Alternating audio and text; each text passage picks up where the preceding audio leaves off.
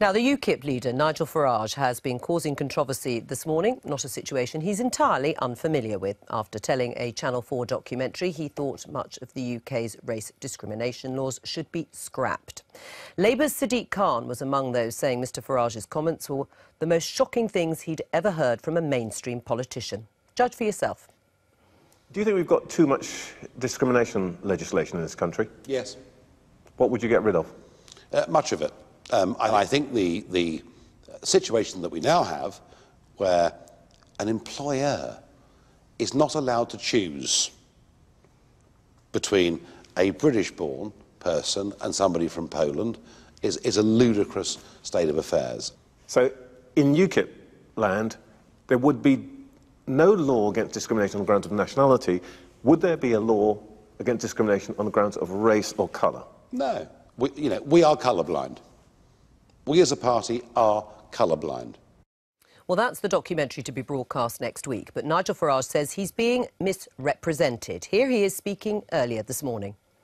What we've seen today is a willful misinterpretation by both senior Conservative and Labour politicians about what I have said. I am not proposing abolishing the race relations laws in Britain, but I am about relaxing employment laws to give young, unemployed, black and white British people a better chance of getting work.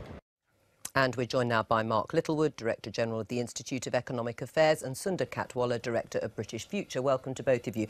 Mark Littlewood, he says he's being misrepresented, but do you agree with him in terms of, from what I could tell, British jobs for British workers?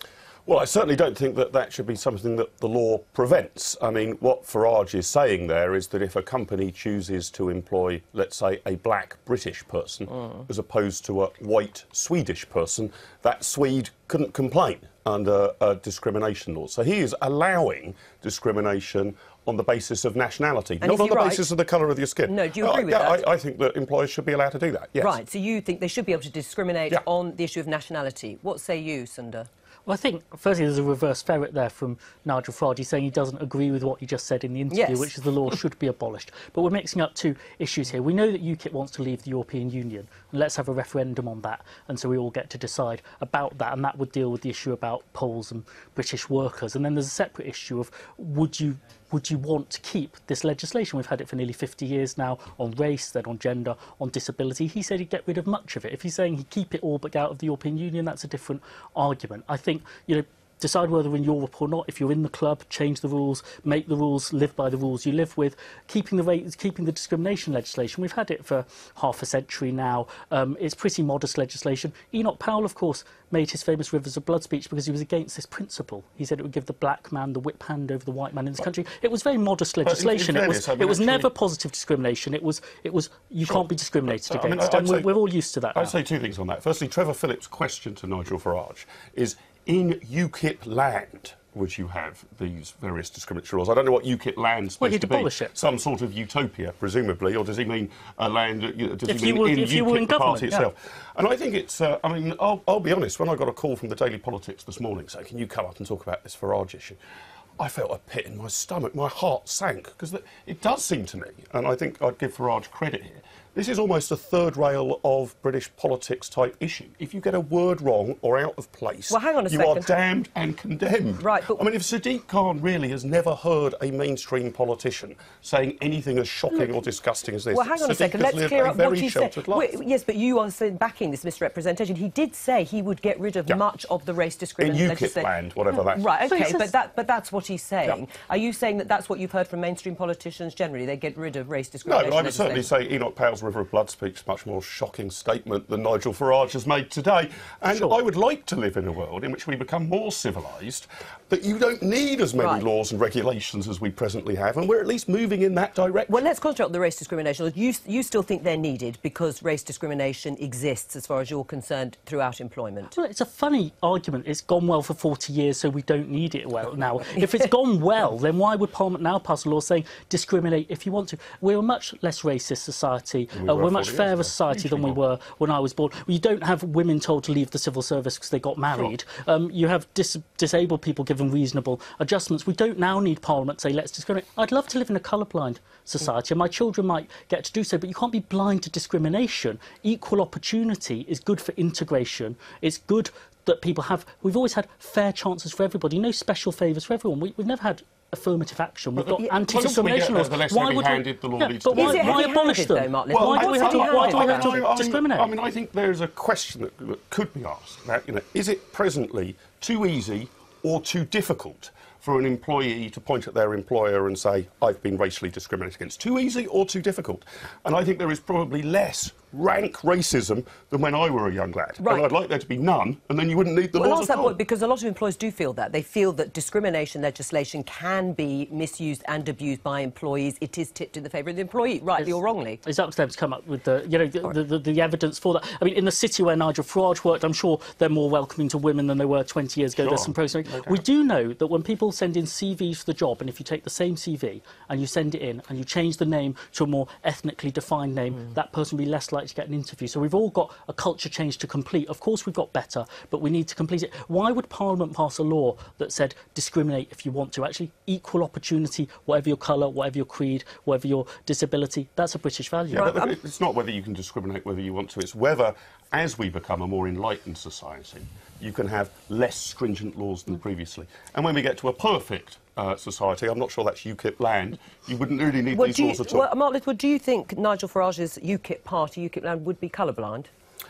Well, I think in his mind, yeah. I mean, Nigel Farage is not a racist. There's no doubt about that. No, I'm not saying, but do you think the party would be and, colourblind in that sense? I think that's the sort of world that he's aspiring to get to. Whether we've actually only got halfway there or a quarter of the way there is a different issue. Can I ask about one other thing? And that is, Nigel Farage also says and talks about a fifth column living within our country who hate us and want to kill us. So we shouldn't be surprised if there isn't a slight increase in people's worries and concerns. That doesn't sound very colour-blind or religion-blind, if you like, because he's talking about Muslims.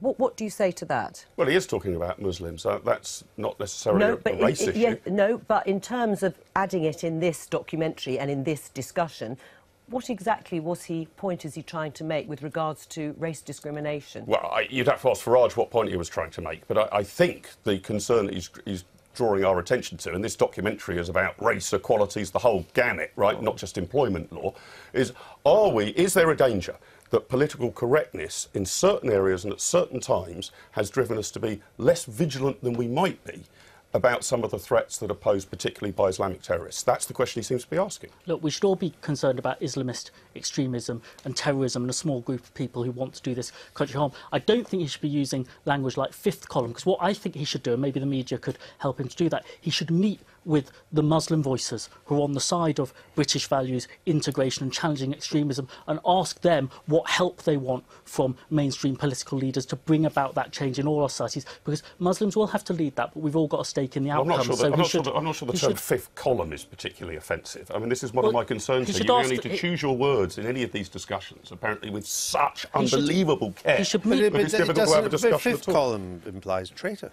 Yeah, well, I think he's suggesting... So that is quite a strong phrase. But there are some people in Britain who fit this description, right, who actually want to pose an existential threat. It is a strong word. I don't think it's an offensive word there. We should have strong and robust language in considering these debates. So you think it's brave of Nigel Farage to use language like that, or is he just being deliberately provocative? Well, he's being provocative, but provocative and brave are not mutually exclusive. I think he's got the politics of this wrong, actually, because it depends what sort of party UKIP wants to be. If he wants to tub thump for the 10% he's already got in the polls, compete for a couple of seats in Kent and a couple of seats in Lincolnshire, then he should carry on as he is. If he's serious about what UKIP's for, which is getting out of the European Union, actually, he'll need Muslim votes, ethnic minority votes, female votes, votes of people born in the last 40 years when this legislation has been common sense. And actually, he's going to kill off his chance of getting out of Europe if he wants to be the sort of old UKIP that plays to 10% of the population. What does it say to you? Because there has been a conflation here of what Nigel Farage is talking about by himself, I feel, in terms of race discrimination legislation, in terms of British jobs for British workers, and then talking about a fifth column